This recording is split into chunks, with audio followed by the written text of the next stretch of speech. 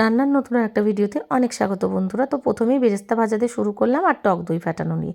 তো বুঝতেই পারছো কী হতে চলেছে, মাটন বিরিয়ানি। তো সেদিন বাড়ির ছাদ বাগানে মাটন বিরিয়ানি করেছিলাম না, সেটাই মাটনটা খুব ভালো করে ধুয়ে নিয়ে তার মধ্যে দিয়ে দিয়েছিলাম বেরেস্তা ভাজার অর্ধেকটা, তারপরে দিয়েছিলাম আদা রসুন পেস্ট, তারপরে হলুদের গুঁড়ো, কাশ্মীরি লঙ্কার গুঁড়ো, দিয়ে দিয়েছিলাম পেঁয়াজ আর কাঁচা লঙ্কা পেস্ট। তারপরে এটাকে প্রথমে একবার মাখিয়ে নিতে হবে। ও হ্যাঁ, এতে কিন্তু নুন আর ধনের গুঁড়োটা দিতে হবে। ধনের গুঁড়োটা কিন্তু একটু বেশি করেই দিতে হবে। আর তারপরে বিরিয়ানি মশলাও কিন্তু দিতে হবে। ঠিক আছে, সবই পরপর পরপর পরিমাণ মতন দেবো, কারণ এখানে 2 কেজি আছে। দেখবে যারা রান্না করো তারা কিন্তু মাপটা বুঝতেই পারবে কতটা মশলা কতটা রান্নায় লাগে। এরপর দিয়ে দিলাম কেওড়া জল। সবই নিজের আন্দাজ মতন 2 কেজিতে যতটা প্রয়োজন ততটাই দেবো। আমি কোনোদিনই হাতে মেপে সেই চামচ মেপে রান্না করতে পারি না, আমি আমার মতন করেই মাপটা করি। তো যাই হোক, এটাকে ভালো করে ঘষে ঘষে হাত দিয়ে যতটা হোক করে সুন্দর করে মাখাতে হবে। মাখানোর পর এর মধ্যে কিন্তু দিয়ে দিতে হবে টক দই, ফ্যাটানো টক দইটা দিয়ে ওটাকে দিয়েও ভালো করে মাখিয়ে রেখে দেবো প্রায় 1 ঘন্টা মতন। কারণ পিকনিকে ওইদিকে আমার অনেক রান্না আছে, সেটার পর এদিকে ভাতে জল বসিয়ে দিলাম, তার মধ্যে দিয়ে দেবো প্রয়োজন মতো নুন, তেজপাতা আর গোটা বিরিয়ানির মশলা দোকান থেকে কিনে এনেছিলাম, তাতে কিন্তু গোলাপ ফুলের পাপড়িও ছিল, সব সমেত জলে দিয়ে দেবো। তারপরে দিয়ে দেবো খানিকটা কেওড়া জল আর দিয়ে দেবো গোলাপ জল। দিয়ে জলটা যখন টকবক করে ফুটবে তার মধ্যে দিয়ে দেবো ঘি, দিয়ে আবারও ফুটে উঠলে তারপরে ভিজিয়ে রাখা চালটা ছেঁকে ছেঁকে তুলে তুলে দিয়ে দেবো। চালটা আধ ঘন্টা আগে ভিজিয়ে রেখেছিলাম ভালো করে ধুয়ে, কারণ ভেজানোর পর ধুতে গেলে কিন্তু অনেক চালই ভেঙে যায়। একদম 80% ভাতটাকে কুক করে নামিয়ে দিতে হবে চালটাকে। তো এরপরে কি করব, কড়াইয়ের মধ্যে সর্ষের তেল নেব, আর আমি পুরো রান্নাটাই সর্ষের তেলে করব, তোমরা চাইলে সাদা তেলেও করতে পারো। এর মধ্যে দিয়ে দেবো গোটা গরম মশলা ফোড়ন।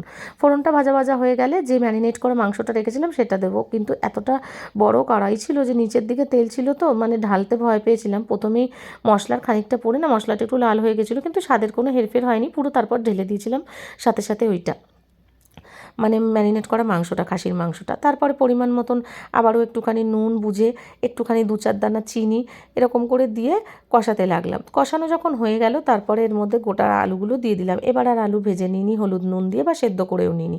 এর মধ্যে একটুখানি কষিয়ে নিয়েছি মিনিট 2-3 মতন।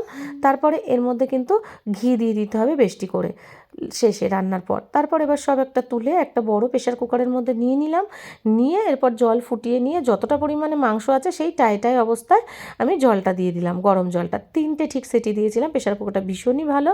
দিয়ে তারপরে আমি ওটা নামিয়ে গ্যাস ছাড়তে দিয়েছি। এদিকে আমি বেশ করে মানে আর কি মোটা করে ঘন করে প্রায় 200 গ্রাম জলের মধ্যে আমি বেশি করে পাউডার দুধ দিয়ে গুলিয়ে ওর মধ্যে দিয়েছিলাম কেওড়া জল, মিঠা আতর আর দিয়ে দিয়েছিলাম কেশর, দিয়ে গুলিয়ে রেখে দিয়েছিলাম ঢাকা চাপা দিয়ে। এদিকে হাঁড়িতে ঘি মাখিয়ে আমি প্রথমে একটা ভাতের লেয়ার দেবো, তারপরে আবার মাংস দিয়ে দেবো।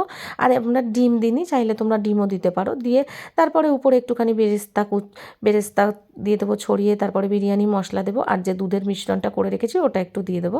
দিয়ে তারপর উপর দিয়ে আবারও একটা ভাতের লেয়ার দেবো। এরকম ভাত আর মাংস এরকমভাবে 2-3 বার করে লেয়ার একটা করে নেব। করে নিয়ে শেষে আবার বিরিয়ানি মশলা যেই দুধের ইয়েটা থাকবে মিশ্রণটা উপর দিয়ে ছড়িয়ে দেবো বেরেস্তা দিয়ে। তারপরে উপর দিয়ে ঘি ছড়িয়ে দেবো, গাওয়া একদম ঘি উপর দিয়ে ছড়িয়ে দেবো, দিয়ে ঢাকা চাপা দিয়ে একদম দমে বসাবো।